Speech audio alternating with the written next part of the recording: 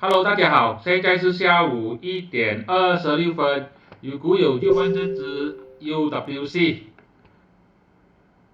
可以看到它从底部这边大概是2.75左右，所以就弹上去3.38，差不多1块钱，也是蛮高的。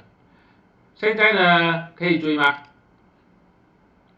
现在我们可以看到它正在挑战这一个筹码峰的最高价。也是过去历史的这个筹码主力线啊，这边，所以这个是肯定不要随便去追高。它蜡烛，它的这个波底你可以看到是越来越小只的，代表了它momentum是越来越少，成交量也是越来越少。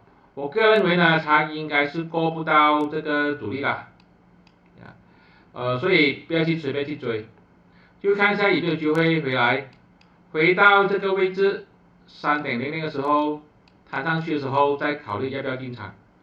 当然也是有可能它会突破的哈，如果它真的是有人去突破3.40，就是这个价位，这个筹码峰3.40，这个呢就可以追了，但是准备啦，这边有这个200天均线要突插，这边有这个灰色线要突插，突破3.60左右，3.50左右，我觉得这个是可以追的。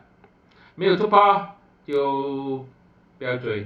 我个人觉得它很大机会是会优升回来。